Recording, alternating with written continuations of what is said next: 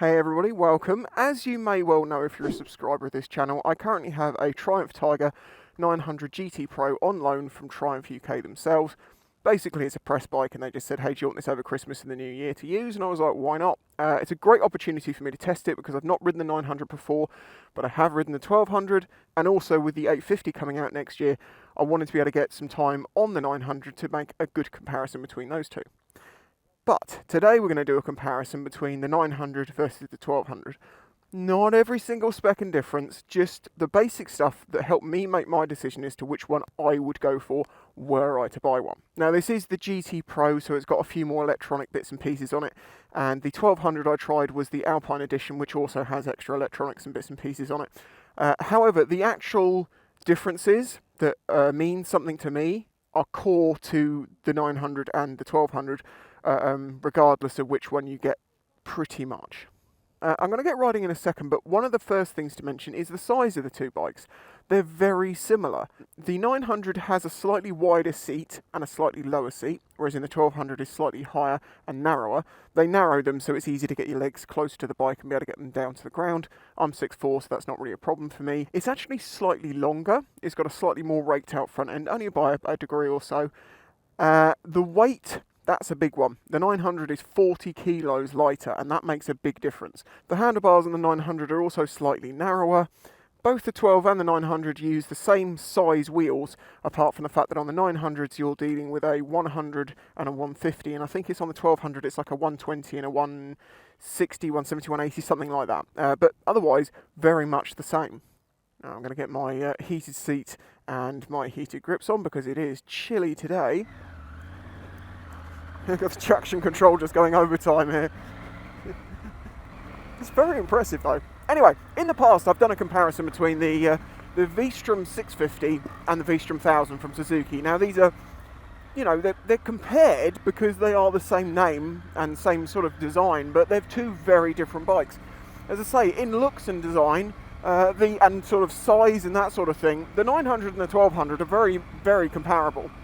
Apart from the fact that, as I say, the 900 is 40 kilos lighter. Same 20 litre tank and everything like that. Also, the engine size between the 900 and the 1200 isn't that huge a difference, really. I mean, there is a power difference. We're talking about 140 brake horsepower, 120 newton meters of torque on the 1200. And for the 900, we're talking about 93 brake horsepower and about 90 newton meters of torque. So it isn't a huge difference. And honestly, riding this bike around, it feels just as fast as the 1200. Maybe that, you know, that 40 kilo difference, slightly thinner tyres, maybe just makes it feel that way. The point is, it's not a vast cavernous difference between the two of them. I actually prefer the 900 because I prefer smaller engines you can use a bit more. Now, they're both very long geared. This bike is extremely long geared, it has to be said.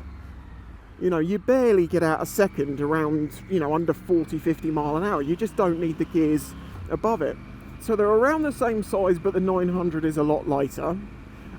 Depending on the spec that you get, you can save anywhere between about £1,000 and £2,000 between the 900 and the 1200. As I say, it does depend what spec you're looking at there, but there is, you know, at least about £1,000 saving as far as I can see from the base sort of models.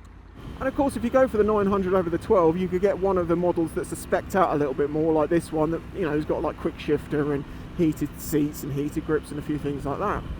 So there is, you know, there is a money to be saved, or at least more value to be gained by getting the 900, it would seem. Now equally, because there's such a small gap between the 9 and the 1200, I thought, well, that's going to make it harder to make a decision. And it actually wasn't. It's pretty easy. I prefer riding the 900. It's just that little bit lighter. It's just a slightly wider seat. There's just a few things about it that make it feels smaller, but it's not smaller. It's the same size. My foot just slipped off the peg because I really need to remove the rubber, the anti-vibration pads off these pegs and just leave it with the cages, the spiked cages. The rubbers on here are so slippery, especially if you've got a bit of mud on your feet. And that's why, if it was my money, I would have the 900 all day long, every day. There is nothing wrong with the 1200, it's just the 900 suits, for me anyway, this is nothing, remember, it's all just my opinion. For me, I much prefer the 900. You know, it's perfectly capable of doing every speed you're going to need it to do. It's got the power to take a pillion and go touring and all that sort of stuff. You know, it's all there, and it's a little less money, and you can get slightly higher spec if you don't want to go for the less money side of things, and it just feels better to ride. When I had to try and decide between the V-Strom 1000 and 650, I just couldn't put my finger on it because they were just two different bikes. You know, they weren't that comparable. They are and they aren't. These two bikes, very, very comparable. And it actually kind of surprises me, but doesn't surprise me. I was going to say it surprises me that they made two bikes so close to each other. And now they've brought out the Tiger 850, or they will be in 2021. Now the truth is, the Tiger 850 actually is an 888, as well as this. This is an 888, that is an 888. But the difference there is that this produces more power than that does because they've brought it down. Probably emissions. Could also be the fact that the gap between the 900 and the 1200 was so narrow that most people would have been like me and said, no, go the 900, don't go for the 12. I don't know.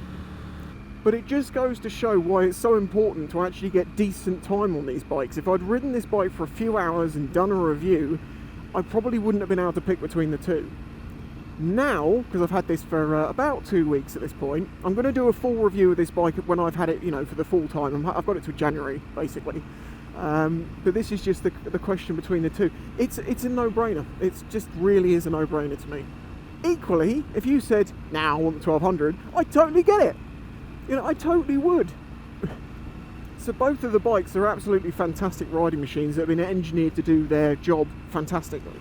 That's not always a great thing because that can make bikes very clinical. But when it came to riding in this weather, you know, it's cold, it's wet, slippery, not very nice.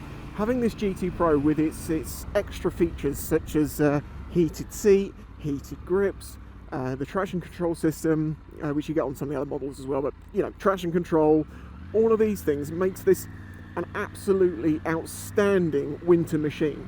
It feels very safe, it's nice and warm, I'm comfortable, even at my height. It is a big bike, it's kind of like, you know, how big bikes should be. So there you go, there is my opinion on it, 900 all the way. But that's no great surprise with me because I just prefer smaller engine bikes generally. But, you know, riding the two, I still prefer this one, forgetting the rest of that. It's just, it's a very good bike. It is a very, very good bike. My suggestion is, if you're in the market for this style of bike, get one, go for a test ride, go to your local Triumph place, get a test ride on one. If you're local to me, Destination Triumph will help you out. If you're an owner of one of these bikes or you've ridden one a lot and you want to add anything in the comments, go for it. That's what it's all about, a nice discussion. If you enjoyed this video, please remember to hit that like button, subscribe if you're new here. I'm on my way to 100k. And also, if you'd really like to help support this channel, please consider joining my Patreon for as little as $1 a month. Many benefits, including getting on the Discord. Anyway, catch you in the next one. Bye-bye.